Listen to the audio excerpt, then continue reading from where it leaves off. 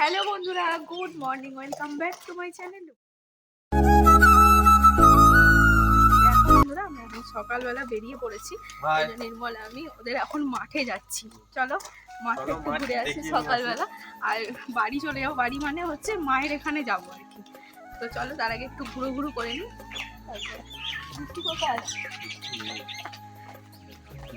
কালকে প্রচুর মজা হয়েছে বলো। এই হলো বোনের শ্বশুরবাড়ির গ্রাম।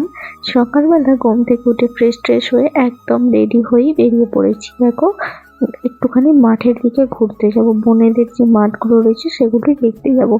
তো ভগ্নিপতি আর আমি আর ভাই যাচ্ছি আর কি, আর তার সাথে মাম্মাম রয়েছে। তো সুদীপ তো এলো না, ও বললো তোমরা ঘুরে এসো আর আমি একটুখানি রেডি হয়ে নিই। আমি ঠিক আছে তাই হোক।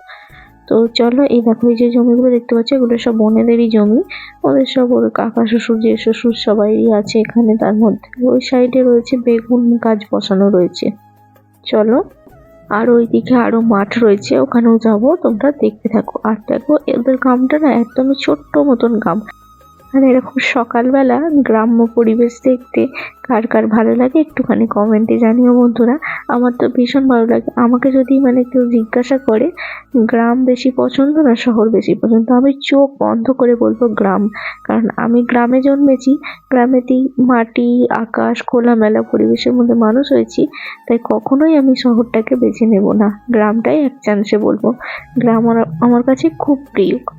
শহরও ভালো, ভালো নয় যে তা নয়, বাট যাদের শহরে থেকে থেকে অভ্যস্ত বা শহরেই জন্মগ্রহণ করেছে ওখানেই বড় হয়েছে তাদের ওটাই পছন্দ হবে বেশি। বাট আমি এরকম পরিবেশের মধ্যে মানুষ হয়েছি বলে আমার বেশি গ্রামটাই পছন্দ। আমাদেরও বাড়ি যেখানটা সেখানটাও গ্রাম। তো চলো, এই যে আলটা দেখতে পাচ্ছ, এই আলটা ধরেই আমরা যাব মাঠের দিকে। আর এই দেখো এই জমিটায় কি চাষ হয়েছে এগুলো বলো তো। এগুলো হচ্ছে বাঁধাকপি। তো বাঁধাকপি লাগিয়েছে, তো আর কিছুদিনের মধ্যেই বাঁধাকপিটা হয়ে যাবে। আর কি সুন্দর দেখতে লাগছে দেখো। আর এগুলোতে দেখো আলু বসিয়েছে। তো এই সময় তো আলু বসানোরই সময়। কোনো কোনো জমিতে আলু গাছ একটু আধটু বেরিয়েও গেছে, আর কোনো কোনো জমিতে এখনো বসাচ্ছে, কোনো কোনো জমিতে বসিয়েছে এখনো বেরোয়নি। এরকমই অবস্থায় রয়েছে আর কি। আর কপি গাছগুলো দেখো কি সুন্দর হয়েছে, তোমাদেরকে দেখাচ্ছি দেখো। এই দেখো বন্ধুরা, সকালবেলা একদম বেরিয়ে পড়েছি মাঠের দিকে। মাঠের দিক থেকেই তোমাদের সাথে ব্লগটা স্টার্ট করলাম। দেখো মাঠে বেড়াতে এসেছি, বোনেদের জমি দেখতে এসেছি। দেখো মিষ্টি মিষ্টি সকাল, মিষ্টি মিষ্টি রৌদ্র, সবকিছুই মিষ্টি মিষ্টি। এ নির্মল, সবকিছুই মিষ্টি মিষ্টি, সবকিছুই মিষ্টি মিষ্টি।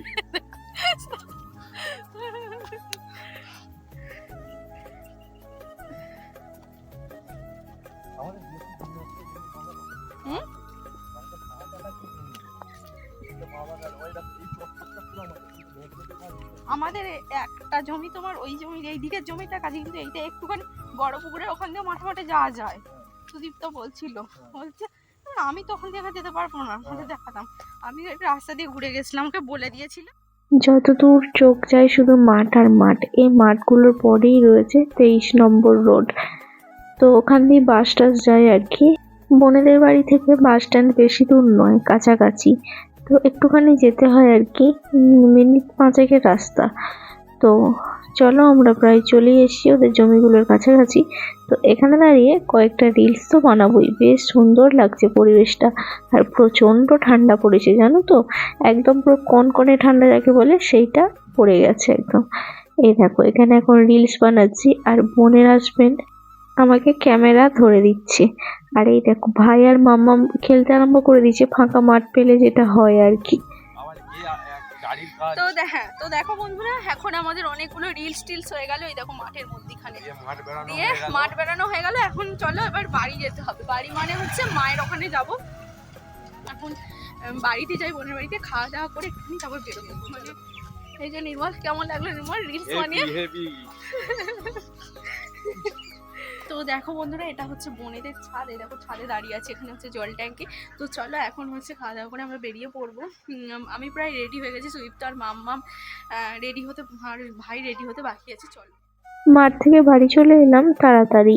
কারণ কি বলতো, কারণ আমরা তো বাড়ি যাব, মানে মায়ের বাড়ি যাব, ওখানে আবার যেতে দেরি হয়ে যাচ্ছে। মা ওখান থেকে ফোন করেই যাচ্ছে সকাল সকাল যাওয়ার জন্য। যাই হোক, আমরা একটু খাওয়া দাওয়া করে এরকম বেরিয়ে পড়লাম মায়ের বাড়ি যাব বলে। তো ব্যাগের মধ্যে মাসিমা মানে বোনের শাশুড়ি অনেক সবজি দিয়ে দিয়েছে, কারণ ওদের কাটা ফসলের চাষ হয়। তো এই দেখো ওদের বাড়িটা একটুখানি তোমাদের সাথে শেয়ার করে দিলাম বাইরে বেরিয়ে। আর এই যে মাসিমাকে বললাম, মাসিমা আসছি তাহলে, আপনি যাবেন? বললো ঠিক আছে আস। আর মাসিমা দেখো হেসেই ক্যামেরা করছি বলে সেজন্য। তো যাই হোক বেরিয়ে পড়লাম, দেখো এখন যাচ্ছি বাইকে করে মায়ের বাড়ি। মাম্মাম বায়না ধরেছিল ও মাসিমণির সাথে মাসিমণির বাইকে যাবে, আর বোনও আমাদের সাথে যাচ্ছে মায়ের বাড়ি। তো যাই হোক বোনের গাড়িতে মাম্মাম আর ভাই দুজনে চেপেছে, আর আমরা দুজনে এই বাইকটাই রয়েছি। তো চলো এখন যাওয়া যাক।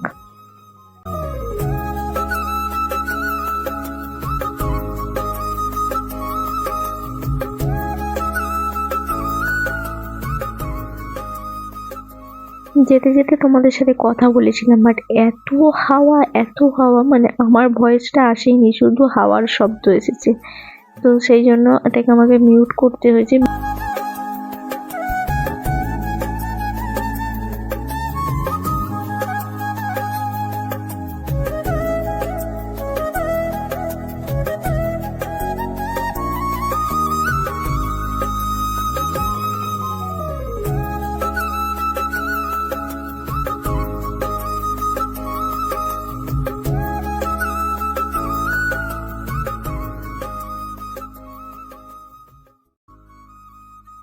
কি বার গো?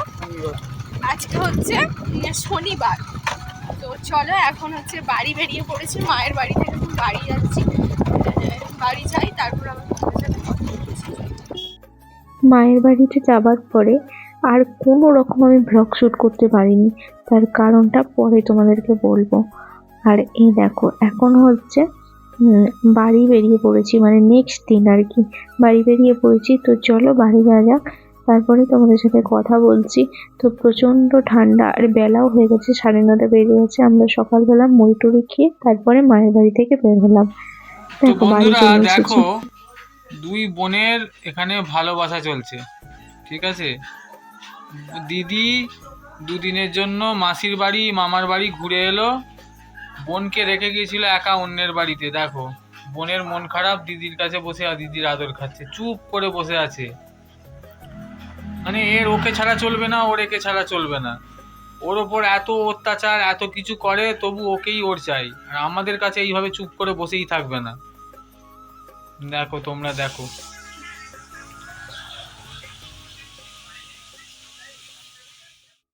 বাড়িতে আসার পর রান্না করেছিলাম হচ্ছে বেগুন ভাজা, আলু সিদ্ধ, ভাত।